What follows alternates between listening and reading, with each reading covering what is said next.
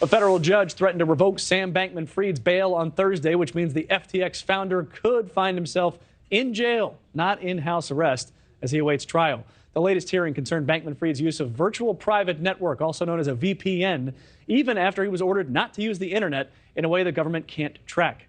The disgraced former head of FTX has been free on a $250 million bond since being charged with fraud and conspiracy in December. The judge gave prosecutors and the defense attorneys more time to propose stricter conditions of his pretrial release. And for more on this, we are joined by a former federal prosecutor, Mitchell Epner. Mr. Epner, thank you for joining us again. Mr. Carr, thank you for having me. Okay, so the issue here seems to be not necessarily that he used the internet to watch the Super Bowl, which probably millions of Americans did. It's that he used a VPN and the government couldn't track it. Is that right? Yes, and I'm just going to caution you.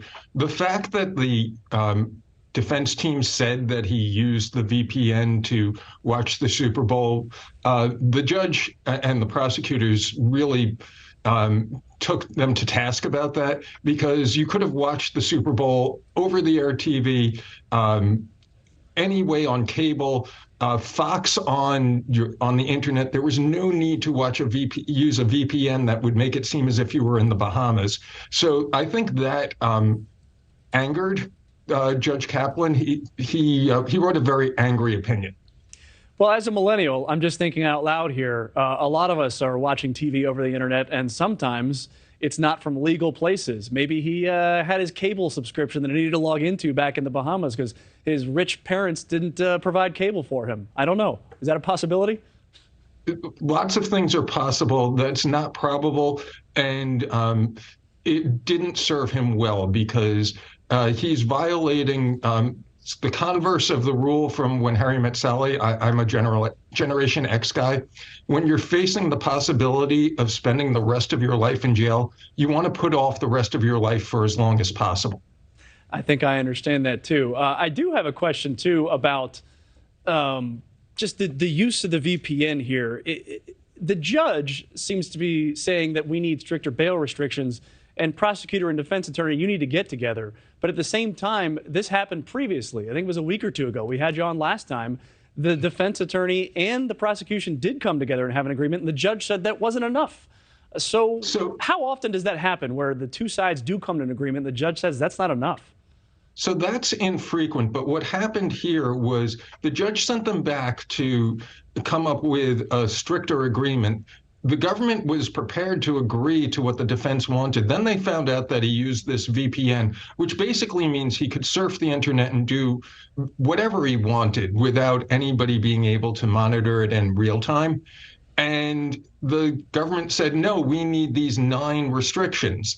And the defense said, no, Judge, you should hold them to the deal that they initially said. And the judge said, not only am I going to send you back to come up with stricter restrictions, but if the government asked me, I would put this guy in jail. That's reading between the lines what Judge Kaplan said. Well, and also the issue here with the VPN, the implicit issue with additional restrictions, is that he wasn't just watching the Super Bowl. Isn't that kind of what's going on here? Yes. I mean, when somebody tells you something that makes no sense, you assume that the real reason is something that's very inculpatory. And who knows what else he was doing? I know the attorneys who are representing the defendant here. I don't think they would say something untrue. So I think he probably did watch the Super Bowl over the VPN. But they didn't say that was the only thing he used the VPN for. And if they could have said that, they would have. I understand that. And the other issue here, aside from what else could he have been doing on the internet, is that he was accused of potential witness tampering using Signal, which is an encrypted app. And so they're implicitly here concerned that he might be witness tampering or doing something else, aren't they?